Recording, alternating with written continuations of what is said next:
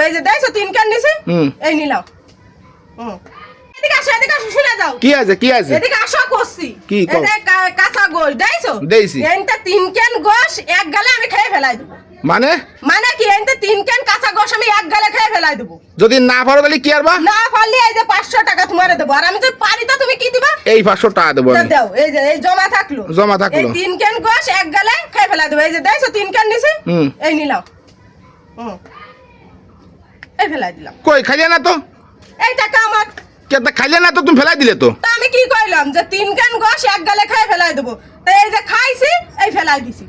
ওরে আল্লাহ রে আল্লাহ, তোমার মাথার মধ্যে তো খালি বুদ্ধি গিজ গিজাতেছে। হ্যাঁ, তুমি এই কাজ আমার টাটা নিবা তাহলে দৌড়ে আমারে ডাক দিছাও। এইরকম বুদ্ধি বুঝছো? বুদ্ধি যদি থাকে তা শ্বশুর বাড়ি গজ্জামাই থাকা যায়, আর বুদ্ধি যদি না থাকে তা নিজের বাপের ভিটেও থাকা যায় না। বুঝতে পেরেছো? মানে এই কাজে তুমি সলমই কাজ করলে কেন আমার সাথে তুমি?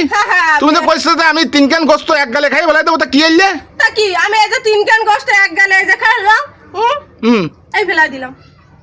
কথাই কি ছিল? 3 ক্যান গোস্ত খাবো, ফেলাই দেবো। এই যে খাইছি, এই ফেলাই দিছি। তাই মামলা। বাবা, তাহলে তুমি কি করলে 3 ক্যান কাঁচা গোস্ত এক গালে খাই ফেলাই দেবো? তাহলে মানে এই খাইলে আর এই ফেলাই দিলে শোধ গেল? আমাদের বিটিকের সাথে বেড বান্ধার আগে 10 বার অন্তত ভাববা, 10 বার বুঝছো? আমাকে মহিলাকে মাথায় কিন্তু বুদ্ধি এরকম গিজ গিজ করতে আছে। মানে ভালো মানুষ ধরে এনে কিভাবে জামা কাপড় খুলতে, তা তো ভালো জানা আছে তোমার বোন না? এই যে 500 টাকা তুমি কিরম নগদ সকত কিরম নিয়ে নিলে? আবার বেড বান্ধা নাই। না তোমার বেড বানবো না, তোমার ডাক পাও না, তোমার ডাক পাও না। সরো বেড যদি বান্ধা তাহলে আসো বেড বান্ধ। না তোমার বেড বানবো না। যাও সরো।